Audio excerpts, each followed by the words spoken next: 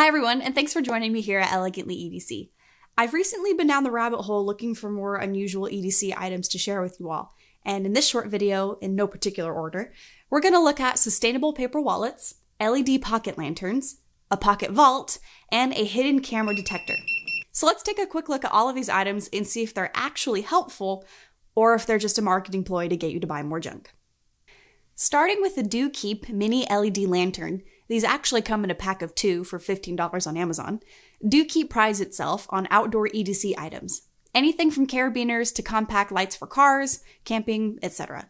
But what caught my attention was the 3-dimensional lighting that this little lantern offered. Unlike a flashlight, which is a directional beam of light, the little lantern illuminates a space in all directions, much like you would expect from a lantern, only in a tiny flame and heat-proof package. 2 by 4.2 centimeters and only 11 grams, this lantern is compact and super easy to attach to keys, camping equipment, bikes, dog collars for night walks, you name it. The base is a wedge-style bulb base, and the bodywork is made of highly transparent polycarbonate plastic, with about 90% light transmittance. It's built to withstand falls from about 10 meters or 32 feet, and it can go underwater with the special waterproof case. And the underwater rating is an IPX-X7. And that's a fancy way of saying that the light has an ingress protection level of about 1 meter or 3.3 feet of water before it takes damage. So deep sea diving is out, obviously, but it can get wet from rain and other inclement weather without falling apart. On the base of the light, there are 2 fairly strong magnets on either side of the USB charging port, which allows for these little lanterns to be placed in a variety of places. And speaking of the USB charging port, it is a modern USB-C port. Also located on the base is the switch to turn the light on and off. And there are 3 light modes to cycle through: flashing red, low, and high. The manufacturer states that the flashing red can run continuously for about 50 hours. The low intensity white light can run continuously for about 30 hours, and the high intensity white light at 250 lumens can run continuously for 3 hours. In our testing, we actually achieved slightly longer run times. When it's plugged in to charge, a faint blue light will turn on, and when the battery's full again, it will turn off, letting you know that you're ready to go. Upon purchase, you'll get some extra goodies in a separate bag. I've gone ahead and dumped it out so we can actually take a look at everything. Starting off, you'll see these little magnetic discs with a sticky backing. So if you need to attach the light to something, just take the paper off, stick it on whatever you need, and then attach the magnetic light. Additionally, you'll find 2 little silicone caps with adjustable straps. You can attach these here. 2 silicone caps with a little hook on it in case you need to attach it to anything else. 2 spring-loaded keyring loops, perfect for attaching these little lights to almost anything you can think of. And finally, a charging cord. Okay, technical specs aside, is this product worth the cost and would I actually carry it? Honestly, I really like these little lanterns, and in fact, I was really surprised by how much I liked them. The low setting is fantastic, like a night light. I can see this being used in maybe a hotel room anytime you may need to move around at night without waking others, or maybe inside of a camping tent, inside of a purse, you name it. Additionally, the keyring loop in the plastic bodywork is easy to attach to any keyring. And although I certainly wouldn't pocket carry them or even necessarily keep them in my purse or bag, I do plan on keeping a handful of these in my glove compartment box and in my travel bag. I can also see their value if you're out walking in the evening, and for the sake of visibility and safety, putting these on any little furry friend's collars to alert drivers of their presence while on a walk. Something that I noticed about the lantern is that the plastic towards the top becomes a little bit more opaque.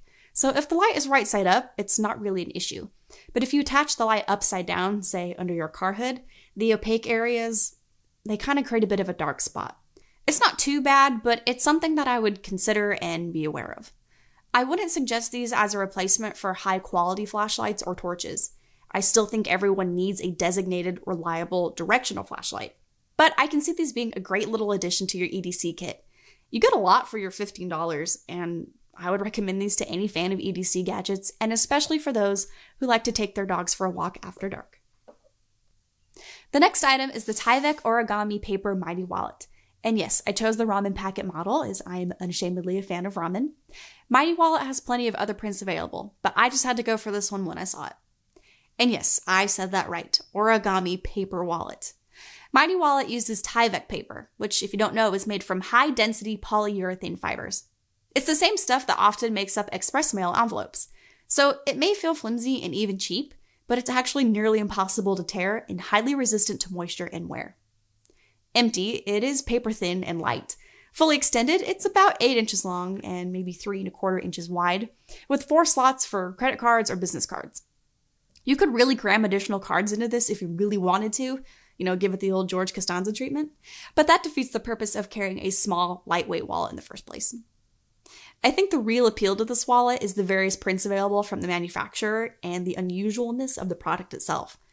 I haven't had this wallet very long, so I can't really speak of its durability, but it's gotten a few looks and even a few laughs when I've whipped this bad boy out. Definitely a conversation starter. Something that was shocking to me, though, was how firm the card slots were in the front, and it's a nice reassurance that my cards just won't fly out willy-nilly. The Mighty Wallet is a great, unusual piece of kit. Also, if you have hard to buy for friends or family members, I think this would be a really funny gift. But it's $25, so it just depends on how much you want to spend on a bit of an odd gift. Or maybe sustainable purchasing is important to you. This brand uses recycled paper with no animal byproducts in its construction. So if you like to shop with a purpose or a cause in mind, give Mighty Wallet a shot. Moving on to this giant thing, and no, it's not a pipe bomb, though it certainly looks like one.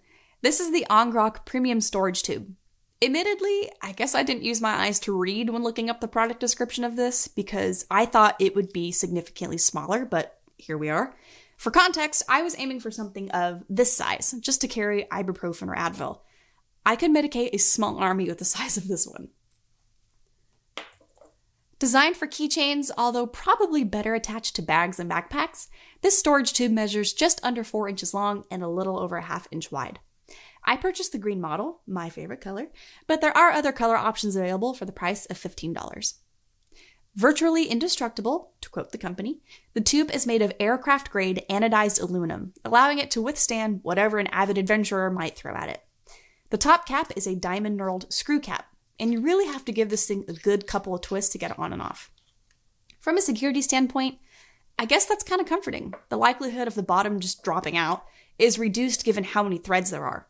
And the bottom can also screw off too, which allows for easier cleaning if something should happen to the interior. Both caps include an O-ring, keeping odor, dust, and moisture away from the tube. A commenter out there and I discussed the differences between a screw cap versus like a sliding top pill bottle, and I bought this before we started chatting, so I am so sorry if I've disappointed you with my purchase decision.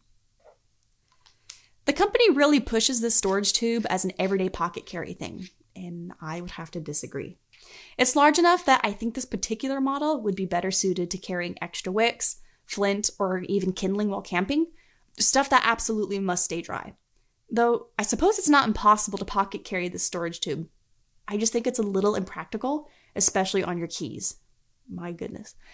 All that said, the craftsmanship and the attention to detail, particularly with the tolerances on the threading, is really exceptional. Okay, that brings us to this, the Intelligent Detector, a hidden camera, signal detection, and magnetic field detector. I was really excited to get my hands on this because a quick Google search confirms that hidden cameras in hotel rooms, and especially short-term home rentals, is a serious problem. I personally like the idea of finding a camera before it finds me. So the big question, does it actually work? Well, technically it does. Sort of. A little bit. Kinda. This little unit, which looks suspiciously like a repurposed vape pen, advertises having 4 functions. The first function detects Wi-Fi devices, but almost every home device now, from dryers to home thermostats and even refrigerators, are equipped with Wi-Fi connectivity. The presence of a Wi-Fi signal certainly doesn't mean it's acting in a nefarious manner, although I suppose if you found something totally innocuous transmitting a signal, that could indicate an issue. But herein lies the first problem. Unlike an obvious home security camera like I have here, a lot of clandestine cameras don't actually transmit a signal. They record onto high-capacity micro SD cards, so the lack of a signal doesn't mean you're not being watched.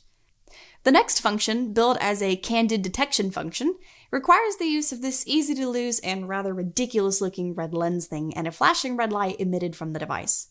The goofy monocle is ostensibly used to allow you to see cameras' infrared light as an illumination source. Here's problem number 2. Large outdoor security cameras still may use the infrared illumination, But most cameras nowadays, and I certainly would guess most clandestine pinhole cameras, are capable of seeing in near darkness with ultra-high gain sensors. So this is all but useless, and the blinking red light doesn't actually detect the presence of a camera. Instead, it's designed to reflect off the lens of a hidden camera, thereby alerting you to its location. This might work upon close examination of a non-reflective item, but honestly, I can't see how this is any better than just inspecting a suspicious item with the naked eye and your average flashlight. And speaking of flashlight, that leads me to this function. A subpar flashlight at best. And the fourth function is a magnetic field detector that, try as I might, I could just never get it to work in any meaningful way. Throw in the fact that the instruction manual was written by someone who probably didn't even speak English as a third language, the lack of any charging cable, and the fact that I'm pretty sure this device is also spying on me as we speak, this item will be going back to the CCP. The only potentially useful function was the Wi-Fi proximity sensor, but there are a bunch of apps available for your iPhone or Android device that do the exact same thing. Now, this was one of the least expensive models I found, and the old adage that you get what you pay for is painfully true in this case. So, on that terribly disappointing note, I'll see you next time. Thanks for watching.